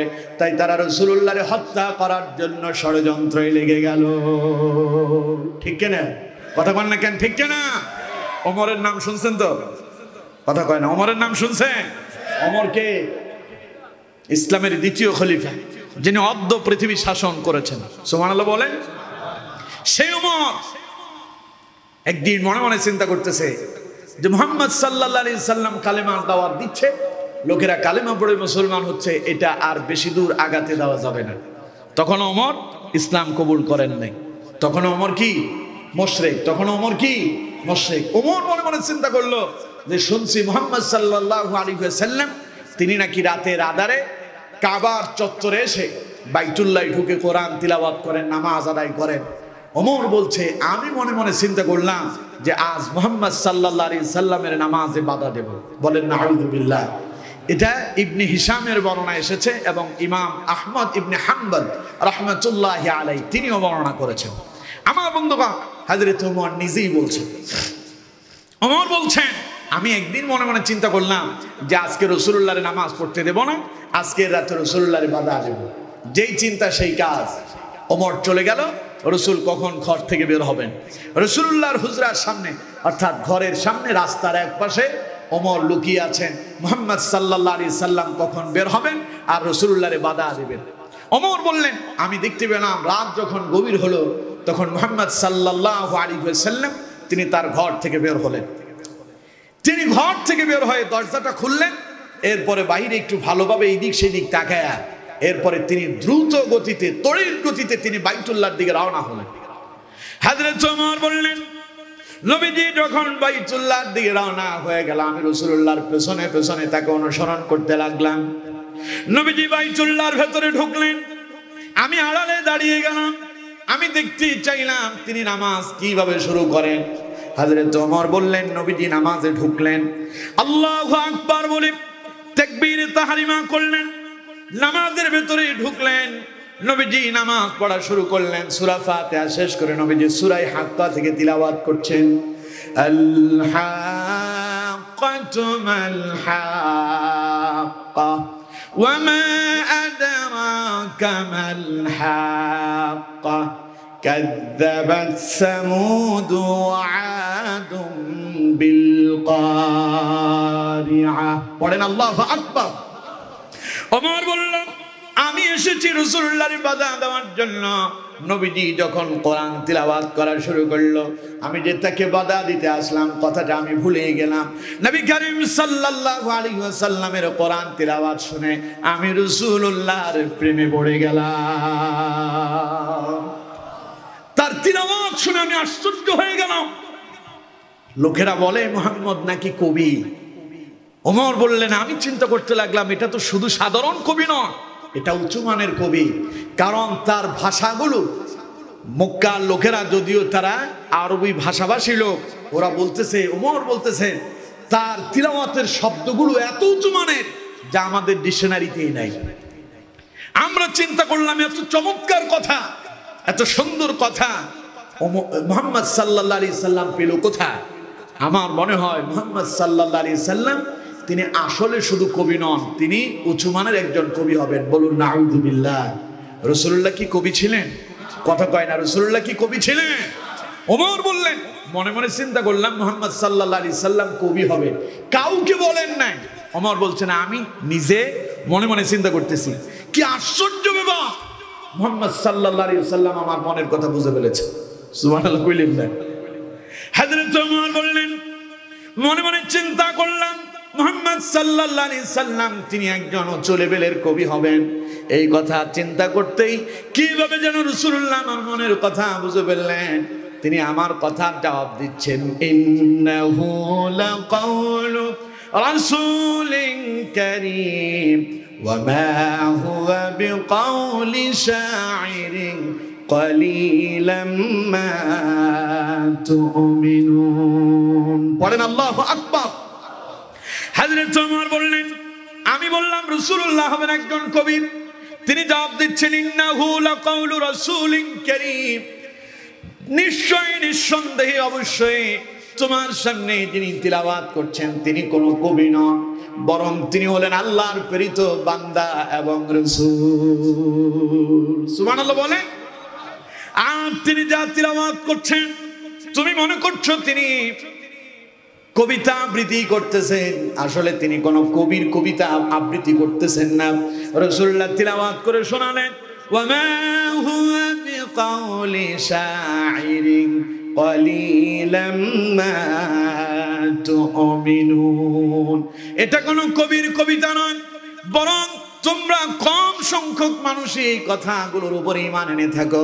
ওমর বললেন, আমি আশ্চর্য হয়ে গেলাম, আমি অবাক হয়ে গেলাম। আমার মনের কথা মুহাম্মদ সাল্লাল্লাহু আলাইহি সাল্লাম কেমনে বুঝলো, তিনি কেমনে জবাব দিয়ে দিলেন? ওমর বললেন, এবার মনে মনে চিন্তা করলাম মুহাম্মদ সাল্লাল্লাহু আলাইহি সাল্লাম তিনি আসলে শুধু কবি নন, বরং মুহাম্মদ সাল্লাল্লাহু আলাইহি সাল্লাম তিনি হলেন একজন গণক। বলেন নাউযুবিল্লাহ। গণক চেনেন তো? কথা কয় না, গণক চেনেন? মানুষের হাত দেখে ভাগ্য গণনা করে, আছে না? আর আমার দেশের কিছু মানুষ আছে বানর দিয়েও ভাগ্য গণনা করে, কিছু আছে টিয়া পাখির কাছে যায় ভাগ্য গণনা করার জন্য, আছে না নাই? কথা কন না কেন, আছে না নাই? টিয়া পাখি যদি ভাগ্যের পরিবর্তন করতে পারতো, বানর যদি ভাগ্যের পরিবর্তন করতে জানতো, যারা ভাগ্য গণনা করে তারা যদি মানুষের ভাগ্য সম্পর্কে জানতো, তো নিজের ভাগ্যের পরিবর্তন হইল না কেন? তারই কেন কাঁধের উপরে বানরের বাক্স নিয়ে ঘুরতে হয়?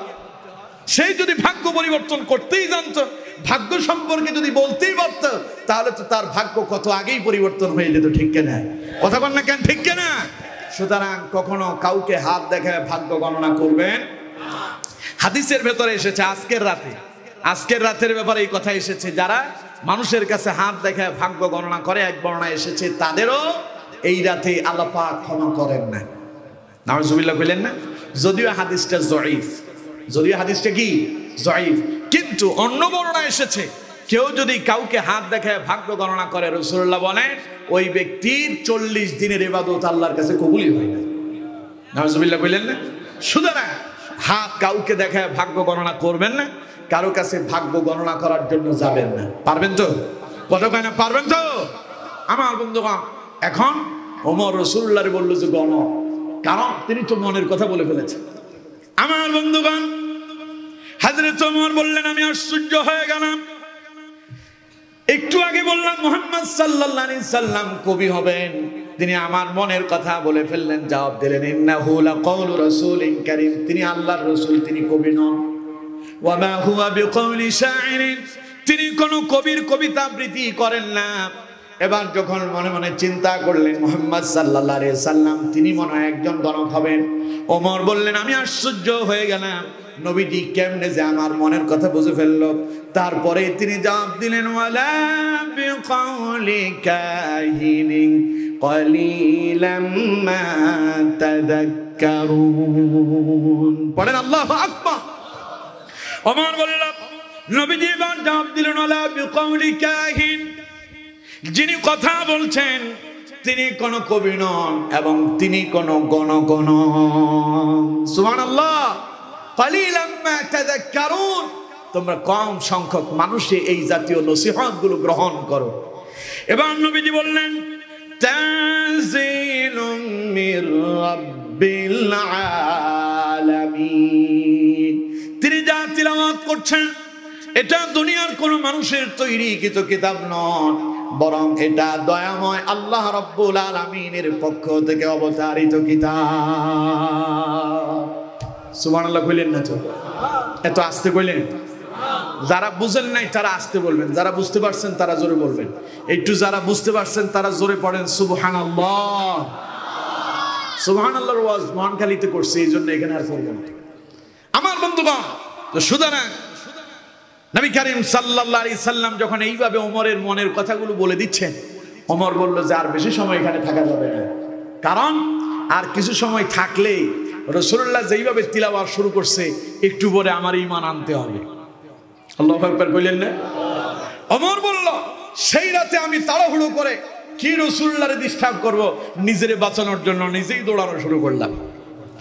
ওমর যদি বাড়িতে ফিরে যান, আল্লাহ রাব্বুল আলামিন বললেন ওমর রে যাবি কোথায়, পালাবি কোথায়? তোর জন্য পালানোর কোনো পথ নাই। আমি আল্লাহ তোরে ইসলামের জন্য কবুল করেছি, আমি আল্লাহ তোরে কোরআনের জন্য কবুল করেছি।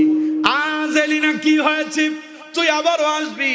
আমি আল্লাহ তোরে কোরআনের জন্য কবুল করলাম, তোরে রাসূলুল্লাহর কাছে এসে কালেমা পড়া লাগবে। ওমর চলে গেল বাড়িতে। আবার ওমরকে যিনি ধরে নিয়ে আসলেন তিনি কে? আরো জোরে বলেন কে?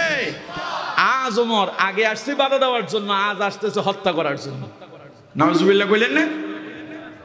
আমার বন্ধুগণ, কাফেররা যখন চতুর্দিক থেকে ব্যর্থ হয়ে গেল, রাসূলুল্লাহরে ঠেকাতে পারল না, রাসূলুল্লাহকে বাধা দিতে পারল না, তখন কাফেররা চিন্তা করতে লাগলো এবার মুহাম্মদ সাল্লাল্লাহু আলাইহি ওয়াসাল্লামকে হত্যা করবে। নাউজুবিল্লাহ। কম আবু জাহেল জানে মুহাম্মদ সাল্লাল্লাহু আলাইহি ওয়াসাল্লাম নবী, তাই বলে রাসূলুল্লাহরে গালি দেয় কিন্তু মারতে যায় না। আবু লাহাব জানে রাসূলুল্লাহ নবী, গালি দেয় কিন্তু রাসূলুল্লাহরে হত্যা করতে সাহস করে না। আবু জাহেল ঘোষণা দিচ্ছে, একটা পরামর্শ বৈঠক ডাইকা আবু জাহেল ঘোষণা দিল যারা পারবে মুহাম্মদ সাল্লাল্লাহু আলাইহি সাল্লামকে জীবিত ধরে আনতে অথবা তার মাথাটা ঘাট থেকে আলাদা করে নিয়ে আসতে পারবে তাকে 100 লাল ওট উপহার দেওয়া হবে। বলুন নাউযুবিল্লাহ। দেখবেন আমার দেশের বহু নেতা কিন্তু কোথায়ও যায় সন্ত্রাসী কাম করে না। নেতার কিছু ছেলেবেলা আছে না নাই? একটা নেতার ডান হাত, আরেকটা নেতার বাম হাত। নেতা এমন ভাবে তৈরি করছে, নেতা মানুষ হত্যা করে না, সন্ত্রাস করে না, চাঁদাবাজি করে না, কিন্তু নেতার ডান হাত আর বাম হাত দিয়া দুনিয়ার যত চাঁদাবাজি, টেন্ডারবাজি, মানুষ হত্যা, সন্ত্রাস, মাদকের সঙ্গে লেলিয়ে দেয়। ঠিক কিনা? এগুলো আবু জাহেলের উত্তরসূরি। এগুলো কার উত্তরসূরি? আবু জাহেল চিন্তা করছে আমি যদি মুহাম্মদকে মারতে যাই আমার নেতাগিরি চলে যাবে। তাই আবু জাহেল চিন্তা করলো কর্মী লাগাইতে হবে, কর্মী লাগানোর জন্য কিছু পয়সা করি খরচ করতে হয়। এখন পয়সা করি কি খরচ করবেন? আবু জাহেল বলল 100 উট দেব যেই লোক মুহাম্মদ সাল্লাল্লাহু আলাইহি সাল্লামের মাথা নিয়ে আসতে পারবে। নাউজুবিল্লাহ বলেন। ওমর উঠে দাঁড়ায় গেছে। ওমর দাঁড়ায় খাপ থেকে তরবারি খুলছে, খুলে বলল আবু জাহেল কথা ঠিক আছে তো, ওয়াদা রক্ষা করতে পারবা তো? আবু জাহেল কয় খালি মুহাম্মদ সাল্লাল্লাহু আলাইহি সাল্লামের মাথা এনে দেখা। ওমর বলল এই দেখো আমার তরবারি আর মুহাম্মদের মাথা তোমার কাছেই আসবে। বলেন নাউযুবিল্লাহ। আল্লাহ কয় ওমর মুহাম্মদের মাথা নয়, আজ ওমরের মাথাই মুহাম্মদ সাল্লাল্লাহু আলাইহি সাল্লামের কাছে কুরবান হয়ে যাবে। ঠিক কিনা? ওমর তো বুঝতে পারে নাই। ওমর তরবারি খাপ থেকে যে খুলছে আর খাপের ভেতরে ঢুকায়নি। রাঙা তরবারি হাতে নিয়ে, খাপ মুক্ত তরবারি হাতে নিয়ে চলছে মুহাম্মদ সাল্লাল্লাহু আলাইহি সাল্লামকে হত্যা করবে। প্রতিমধ্যে একজন সাহাবীর সঙ্গে দেখা, জিজ্ঞাসা করতেছে ওমর ঘটনা কি, চেহারা একটু লাল কেন, তরবারি খাপ থেকে খুলছো কই যাও? কয় জানো না মুহাম্মদ সাল্লাল্লাহু আলাইহি সাল্লাম নতুন এক নবী আসছে, আমাদের ধর্মের 12টা বাজায় দিচ্ছে, আমাদের সব ধর্মের লোকেরা এখন তার কাছে এসে কালেমা পড়ে নতুন ধর্ম গ্রহণ করতেছে, তাই তার মাথা আলাদা করতে যায়। বলুন নাউযুবিল্লাহ। সাহাবী বললেন আচ্ছা তাই নাকি? মুহাম্মদ সাল্লাল্লাহু আলাইহি সাল্লাম দাওয়াত দিয়া, ঈমানের দাওয়াত দিয়া, কালেমার দাওয়াত দিয়া যদি এত বড় অপরাধ করে, সে মুহাম্মদের কালেমা যে তোমার ঘরে ঢুকছে তা কি তুমি জানো? ওমর কয় যে আমার ঘরে আবার মুহাম্মদের কালেমা ঢুকলো কবে? কয় যে তোমার বোন আর ভগ্নিপতি দুইজন তো কালেমা পড়ে মুসলমান হয়ে গেছে। সুবহানাল্লাহ কোন? এখন ওমরের মেজাজ খারাপ না ভালো? এখন কি আগে নিজের ঘরে বাতি দিতে হবে না রাসূলুল্লাহর কাছে যেতে হবে? আমার দেশে এখন কথা আছে না, কয় যে আগে নিজের ঘরে বাতি দাও তারপরে মসজিদে দাও, আছে না এমন কথা? ওমর চিন্তা করলো আমার ঘরে ইসলাম ঢুকলো কেমনে? ইসলাম বের করতে হবে। যাচ্ছে ঘরের দিকে ইসলাম বের করার জন্য। আল্লাহ কয় তুই তো ইসলাম বের করতে যাচ্ছিস না, আজ ইসলামের ভেতরে ঢুকার জন্য যাচ্ছিস। সুবহানাল্লাহ বলেন। ওমর ঘরের দরজা এলো, বাইরে দাঁড়িয়ে আছে, কান দুটো খাড়া করে দিয়ে দরজার কাছে কান লাগায় শুনে ভেতরে কি চলে। ভেতরে বোন ফাতেমা, ভগ্নিপতি সাঈদ দুইজন কোরআন তিলাওয়াত করছে। কিছুক্ষণ দাঁড়িয়ে তিলাওয়াত শুনলো ওমর। ওমর তো আগেই কোরআন তিলাওয়াত শুনছে, ওমর জানে কোরআনের ভাষা কেমন। আল্লাহু আকবার কন। ওমর দরজায় গিয়া ভেতর থেকে জিজ্ঞাসা করা হলো, কে? ওমর বলতেছে, আমি ওমর। ভেতরে তো শেষ, খাইছে, আজ মৃত্যু ছাড়া আর কোনো পথ নাই। তাড়াহুড়ো করে, তখন কিন্তু এরকম কোরআন ছিল না, গাছের ছালের ভেতরে লেখা সূরা তাহা। দ্রুত তারা সেটাকে লুকিয়ে ফেললেন, দরজা খুলে দিলেন। ওমর ঘরে ঢুকে জিজ্ঞাসা করতেছেন, কি পড়তেছিলে? তারা চুপ করে আছে। ওমর বললেন, শুনতে পেয়েছি তোমরা নাকি মুহাম্মদের ইসলাম ধর্ম গ্রহণ করেছো। বোন ফাতেমা বলল, ইসলাম এমন এক জিনিস যা গোপন করার বিষয় নয়, জেনেই যখন গিয়েছো শুনে নাও। আমরা মুহাম্মদ সাল্লাল্লাহু আলাইহি সাল্লামের হাতে হাত রেখে কালেমা পড়ে মুসলমান হয়ে গিয়েছি, সুবহানাল্লাহ। কারণ ইসলাম গোপন রাখার জিনিস না, ইসলাম সবসময় উদারতা মানুষের কাছে প্রকাশ করতে হয়, ঠিক কিনা? রাসূলুল্লাহ বলেছেন, বাল্লিগু আন্নি ওয়ালাউ আয়া। ইসলাম হচ্ছে এই, যা শুনবেন তা আরেকজনের কাছে শোনায় দিতে হবে, ঠিক কিনা? আমার বন্ধুগণ, কথাটা শোনার পরে ওমরের মেজাজ হয়ে গেল খারাপ। ভগ্নিপতি সাঈদকে ধরে চাবুক দিয়ে আঘাত করতে শুরু করলেন, পেটানো শুরু করলেন। সাঈদ রক্তাক্ত হয়ে জমিনে পড়ে গেল। স্বামী মার খায়, স্ত্রী কি দাঁড়ায় দাঁড়ায় তামাশা দেখবে নাকি? কথা কয় না, তামাশা দেখবে। স্বামীরে বাঁচানোর জন্য গায়ের উপরে ঝাঁপিয়ে পড়ল। ওমর এমন এক তবিয়তের মানুষ ছিলেন, যতক্ষণ পর্যন্ত তিনি হয়রান না হতেন ততক্ষণ তার মেজাজ ঠান্ডা হতো না। ওমর পিটাতে শুরু করলেন। এবার পিটায় সবগুলো চাবুকের আঘাত দিয়া বোন ফাতেমার গায়ে পড়ে। বোন ফাতেমা রক্তাক্ত হয়ে গেল। কিছুক্ষণ পরে ওমরের দৃষ্টি পড়ল, তাকিয়ে দেখে মনে করেছিলাম মারধর করতেছি আমার ভগ্নিপতির গায়ের উপরে, কিন্তু তাকায় দেখে তার আপন মায়ের পেটের সন্তান নিজের আপন বোন ফাতেমারে রক্তাক্ত বানায় ফেলল। বোনের চেহারার দিকে তাকানোর পরে ওমরের মায়া লেগে গেল। ওমর তার বোনকে ডেকে বলল, আমার বোন রে, ঈমান কবুল করলি কেন? ঈমান কবুল করলি কেন? তোরা কি ঈমান ছাড়বি না? ইসলাম এমন এক জিনিস কখনো মানুষের কাছে হার মানে না, ঠিক কিনা?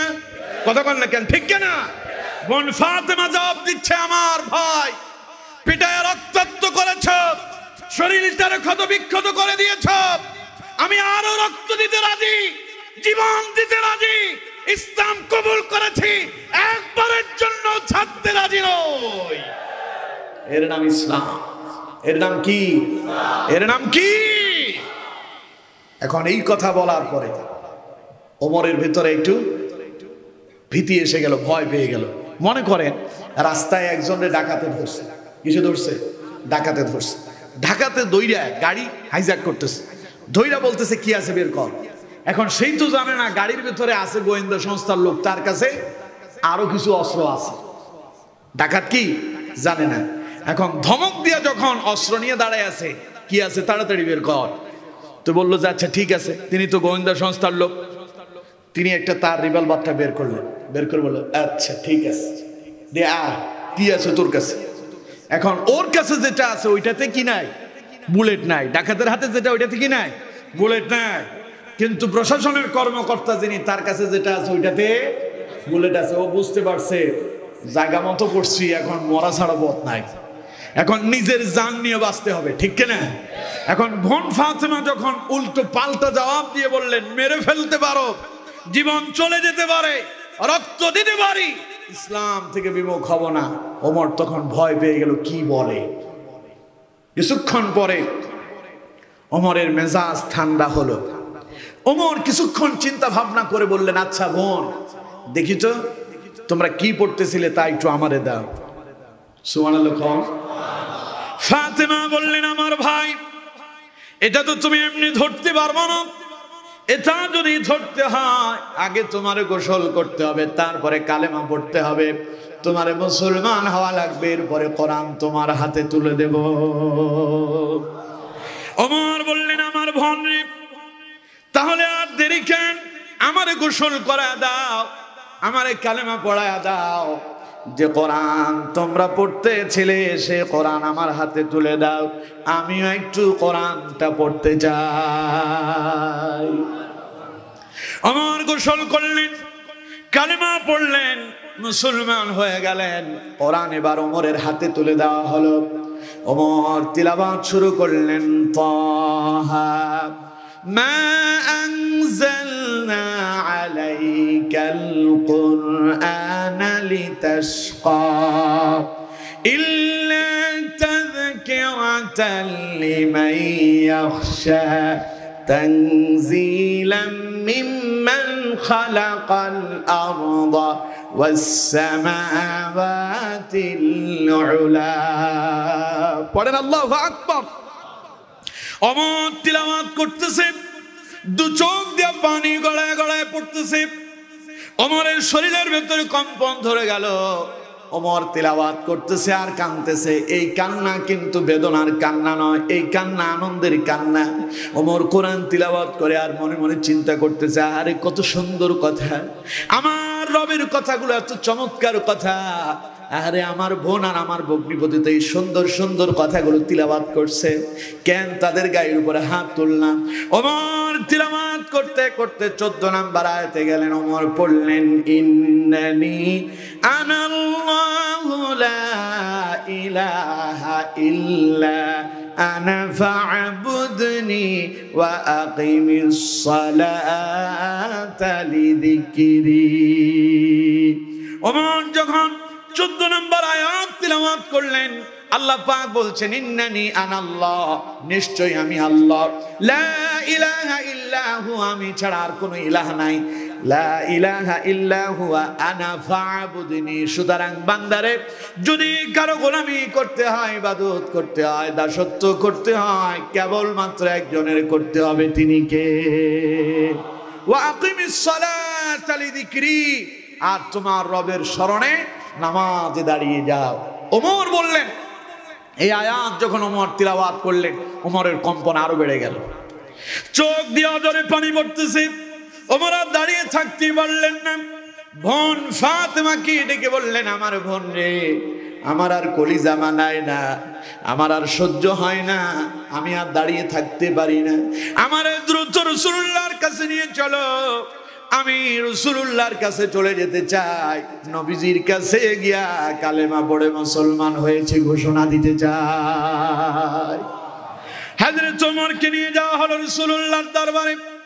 নবীজি দারে আরকামের ভেতরে তখন তিনি অবস্থান করছেন, তার উপরে ওহী অবতীর্ণ হচ্ছে, সাহাবায়ে কেরাম দাঁড়িয়ে আছেন। ওমর দরজার সামনে এসে দাঁড়ালো। একজন সাহাবী ভেতর থেকে দরজার ছিদ্র দিয়ে তাকিয়ে দেখে ওমর দাঁড়িয়ে আছে, এখনো সে হাতের ভেতরে খোলা না রাঙা তরবারি, খাপ মুক্ত তরবারি এখন ওমরের হাতে। সাহাবায়ে কেরাম ভয় পেয়ে গেলেন। নবীজি জিজ্ঞাসা করলেন, কি হয়েছে? সাহাবী জবাব দিলেন, ইয়া রাসূলুল্লাহ, ওমর এসেছে খাপ মুক্ত তরবারি নিয়ে। নবীজি বললেন, ওমরের জন্য দরজা খুলে দাও আর ওমরকে ভেতরে আসার জন্য রাস্তা তৈরি করে দাও। হযরত ওমর ভেতরে আসলেন। নবী করিম সাল্লাল্লাহু আলাইহি ওয়াসাল্লাম ওমরকে ধরলেন, বুকের সামনের জামাটা ধরে একটা ঝাঁকুনি দিলেন। ঝাঁকুনি দিয়া বললেন, ওমর রে, আর কতদিন ইসলামের বিরোধিতা করবে? আর কতদিন রাসূলুল্লাহর বিরোধিতা করবে? এখনো কি সময় হয় নাই? কালেমা পড়ে কি তুমি মুসলমান হবে না?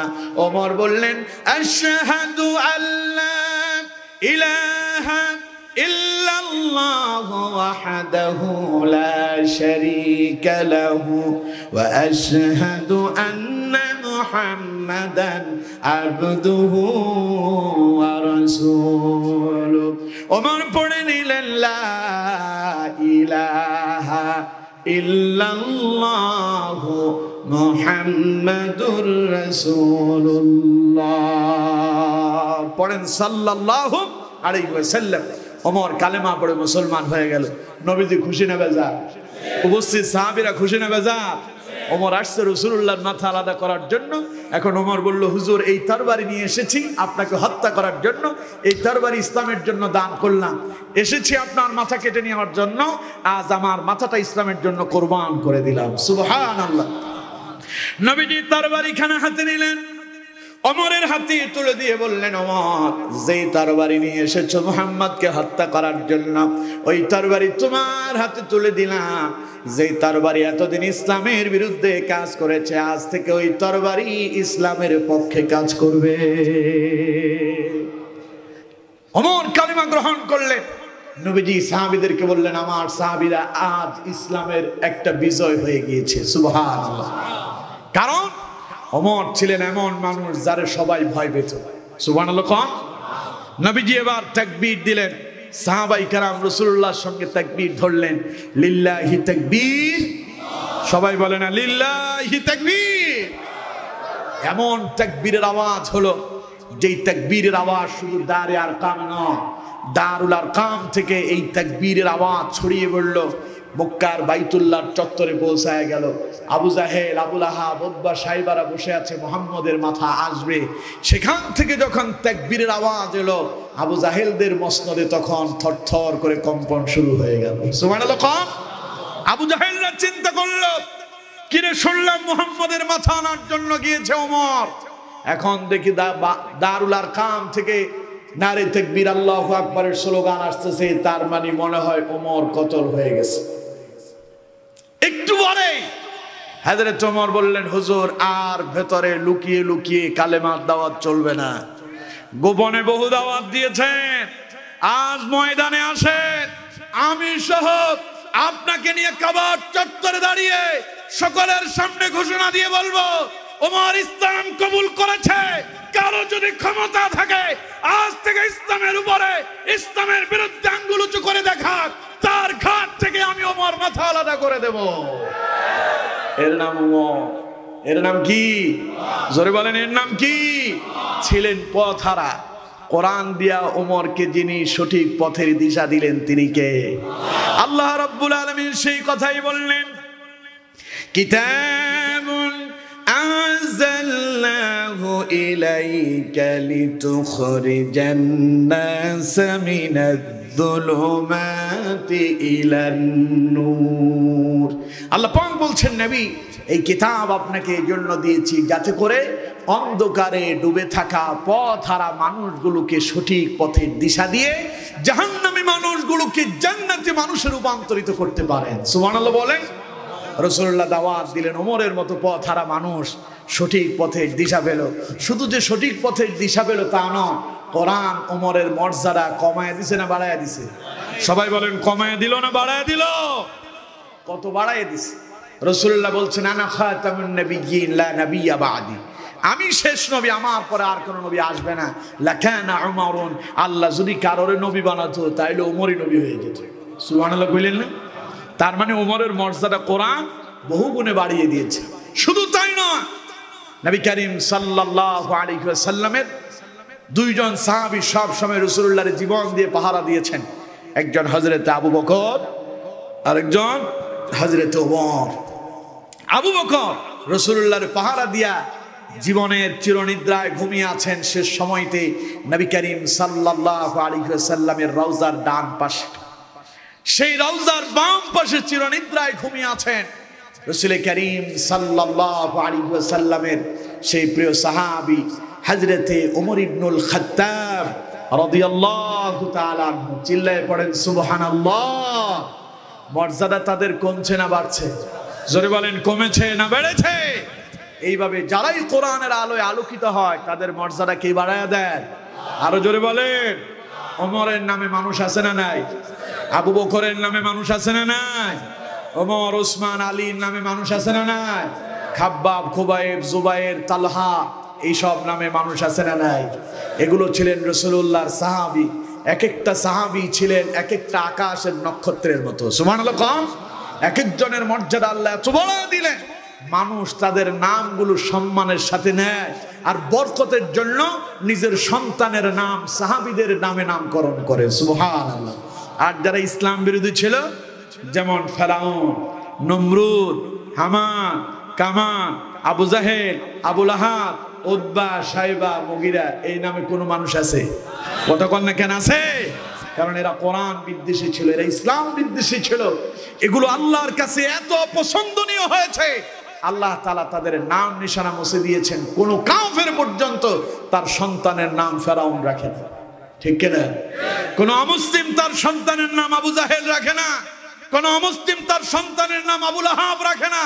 কারণ তারা জানে পৃথিবীর ঘৃণিত মানুষ আবু জাহেল, আবু লাহাব, উতবা, শাইবা, মুগিরা, ফেরাউন, নমরুদেরা, ঠিক কিনা? কথা কোন ঠিক কিনা? সুতরাং এই কোরআন এসেছে আমাদেরকে আলোকিত করার জন্য। কোরআন এসেছে আমাদেরকে কি করার জন্য? আলোকিত করার জন্য। কিন্তু দুর্ভাগ্যের বিষয়, এই কোরআন থেকে আমরা আজ পর্যন্ত হেদায়েত নিতে পারিনি। ঘরের ভেতরে অনেকের আছে, কোরআনই নাই। আছে না নাই? একটি সময় সকালবেলা প্রত্যেক ঘর থেকে কোরআনের আওয়াজ শোনা যেত, এখন গানের আওয়াজ শোনা যায়, কোরআনের তিলাওয়াত শোনা যায় না, ঠিক কিনা? টেকনাফে তো নাই, আছে না? প্রতিদিন সকালবেলা প্রত্যেকটা ঘর থেকে কোরআনের আওয়াজ ভেসে আসতো, এখন আসে গানের আওয়াজ। তার মানে আমাদের কতটা অবক্ষয় হলে আমাদের এই করুণ পরিণতি হয়েছে। অসংখ্য ঘর আছে যে ঘরের ভিতরে কোরআন পর্যন্ত নাই, আছে না এরকম? আমার এক মুসল্লি একদিন কোরআন শরীফ একখান নিয়ে আসছে মসজিদে, আমার জিজ্ঞাসা করতেছে, হুজুর মুয়াজ্জিন সাহেব কোথায়? আমি বললাম যে কেন? কয় না হুজুর মসজিদ খোলা আছে নাকি। আমি বললাম কি জন্য বলেন আমাকে। কয় না হুজুর এসেছি কোরআন শরীফটা মসজিদে হাদিয়ে দেওয়ার জন্য। তো আমি বললাম যে মসজিদ কি কোরআন শরীফ পড়বে নাকি? মসজিদে তো কোরআন শরীফের অভাব নাই, বাড়িতে নিয়ে যান, আপনি গিয়ে পড়েন। বলতেছে হুজুর আমি তো কোরআন পড়তে জানি না। তো আমি বললাম যে আপনি পড়তে পারেন না, আপনার সন্তানেরা পড়তে পারে না, আপনার স্ত্রী পড়তে পারে না? কয় হুজুর পড়তে পারে কিন্তু সময় পায় না। নাউজুবিল্লাহ কইলেন না? তার মানে আমাদের অবক্ষয় কোথায়? এজন্য এখন আমাদের ঘরগুলোতে শান্তি নাই, ঠিক কিনা? আমাদের ঘরেতে শান্তি নাই, আমাদের বউতে শান্তি নাই, আমাদের খাবারে শান্তি নাই, আমাদের সমাজে শান্তি নাই, আমাদের রাষ্ট্রে শান্তি নাই। একটা মাত্র কারণ, আমরা আল্লাহর কোরআন ছেড়ে দিয়েছি, কোরআন থেকে বহু দূরে সরে গিয়েছি। তাই বলে আমাদের সমাজ, আমাদের পরিবার, আমাদের রাষ্ট্র তথা সারা পৃথিবীতে অশান্তির দাবানল ধাউ ধাউ করে চলছে, ঠিক কিনা? এই অশান্তির দাবানল থেকে বেরিয়ে আসার একটাই পথ, কোরআন। কি? জোরে বলেন কি? আজ থেকে বাড়িতে গিয়ে কোরআন পড়বেন তো? পড়বেন তো? বেশি পড়ার দরকার নেই, একটা আয়াত পড়বেন, একটা আয়াতের অর্থ পড়বেন। কয়টা? একটা। প্রতিদিন একটা আয়াত আর একটা আয়াতের অর্থ পড়বেন, দেখবেন আপনার জ্ঞান খুলে যাবে। কোরআন আল্লাহ তাআলা দিয়েছেন, কোনোদিন পড়ে দেখেন না আসলে এটার মধু কি, এটার মজা কি আপনি জানেন না। আমার বন্ধুগণ, যদিও কাফেরেরা আবু জাহেল, আবু লাহাবরা রাসূলুল্লাহর কোরআন তিলাওয়াতে বাধা দিত, কিন্তু রাতের আধারে তারা রাসূলুল্লাহর তিলাওয়াত শুনত। সুবহানাল্লাহ কইলেন না? মুক্কার আবু লাহাব, আবু জাহেল, মুক্কার আখনাস, আবু সুফিয়ান একদিন রাত্রিবেলা রাসূলুল্লাহর কোরআন তিলাওয়াত শোনার জন্য দারে আর কামের আশেপাশে ঘুরতেছে। রাত্রিবেলা তিলাওয়াত করতে করতে হঠাৎ করে সকাল হয়ে গেল, তারা টেরি পায় নাই। এখন তাড়াহুড়ো করে যখন যাচ্ছে, একজনের সাথে আরেকজনের ধাক্কা লাগলো। তাকায় দেখে আবু জাহেল, দেখে তার পাশে আবু সুফিয়ান। আবু সুফিয়ান তাকায় দেখে মুক্কার আখনাস। কিরে, সবগুলো এখানে কেন? ধরা পড়ে গেল। পরের দিন ঘোষণা দিল, আগামী কাল থেকে আর কেউ আসতে পারবে না। এখন পরের দিন ঘোষণা দিয়েছে আবু জাহেল, কাল থেকে কেউ যাবে না। আবু জাহেল তো নেতা, মনে মনে চিন্তা করতেছে নেতার কথা কি আর কেউ মান্য করবে? তাই চিন্তা করছে আজ রাত তো কেউ আসবে না, সারা রাত আমি একা একা ছক্কা মারবো। আজকে ছক্কা মারবো কি আমি নিজে একা একা। আবু জাহেল এলো কোরআন তিলাওয়াত শোনার জন্য। আবু সুফিয়ান চিন্তা করতেছে আমি তো সেকেন্ড লিডার, ফার্স্ট লিডার কে? আবু জাহেল। যেহেতু সেই আসবে না, আজ রাত আমার। আবু সুফিয়ান এসে কোরআন তিলাওয়াত শুনতেছে, ওইদিকে আখনাস ছিল আবু জাহেলের উপদেষ্টা। সেই মনে মনে চিন্তা করতেছে নেতা যেহেতু নাই, কর্মীর তো আজ কোনো অসুবিধাই নাই, আর সারা রাত গোপনে গোপনে আমি তিলাওয়াত শুনবো। কিন্তু তিলাওয়াত শুনতে এসে আবারও সকালবেলা ধাক্কা লাগলো। কে? আবু জাহেল কো কে? আবু সুফিয়ান কো তুমি কিনা? এদিকে আখনাস দৌড় দিতে গিয়ে তাদের সঙ্গে খেলো ধাক্কা। তুমি কে? নেতা আপনারা এখানে কি করেন? বুঝেন, যদিও তারা কোরআন বিদ্বেষী ছিল, ইসলাম বিদ্বেষী ছিল, কিন্তু কোরআনের জন্য পাগল ছিল, ঠিক কিনা? কারণ কি? কারণ এই কোরআন এর ভিতরে মধু দিয়েছেন কে? এটা আমি পড়লে এক রকমের মজা পাবেন, আমার আগের বক্তা আপনাদের বাহারি সাহেব যদি পড়েন আরেক রকমের মজা পাবেন, তার আগের বক্তা কাউসারি সাহেব পড়বেন তো আরেক রকমের মজা। এক একজন পড়লে এক এক রকমের মজা, আছে না নাই? চিন্তা করেন, যে কোরআন আল্লাহ তার রসুলের উপর অবতীর্ণ করলেন, সেই নবী পড়লে মজা এর চাইতে কম না বেশি? জোরে বলেন, কম না বেশি?